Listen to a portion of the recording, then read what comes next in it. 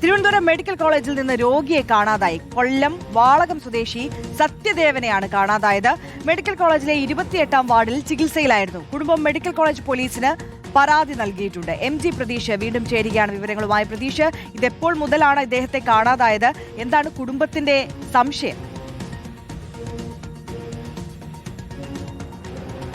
ആര്യ, ഈ മാസം 9-ാം തീയതി മുതൽ തിരുവനന്തപുരം മെഡിക്കൽ കോളേജിലെ 28-ാം വാർഡിൽ പ്രവേശിപ്പിച്ചിരിക്കുകയായിരുന്നു കൊല്ലം വാളകം സ്വദേശിയായ സത്യദേവനെ. 63 വയസ്സാണ് സത്യദേവന്റെ പ്രായം. ഇന്ന് പുലർച്ചെ 3 മണി മുതൽ 28-ാം വാർഡിൽ നിന്ന് കാണാതാവുകയായിരുന്നു. തുടർന്നാണ് കുടുംബം മെഡിക്കൽ കോളേജ് പോലീസ് സ്റ്റേഷനിൽ പരാതി നൽകിയിട്ടുള്ളത്.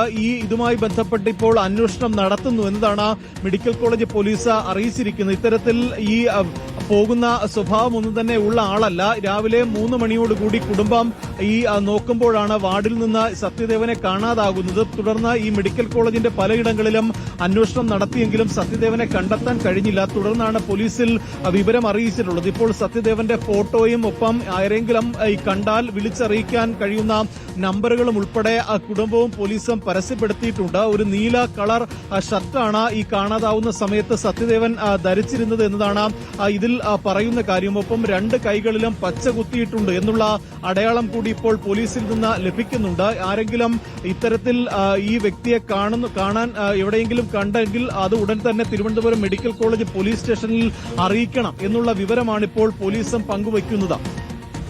MG പ്രതീഷാണ് വിവരങ്ങൾ നൽകിയത്. കൊല്ലം സ്വദേശിയായിട്ടുള്ള സത്യദേവനായിട്ടുള്ള തെരച്ചിൽ പുരോഗമിക്കുകയാണ്. വിവരങ്ങൾ ലഭിക്കുന്നവർ മെഡിക്കൽ കോളേജ് പോലീസിനെ അറിയിക്കണമെന്നുള്ളതാണ് നിർദ്ദേശം.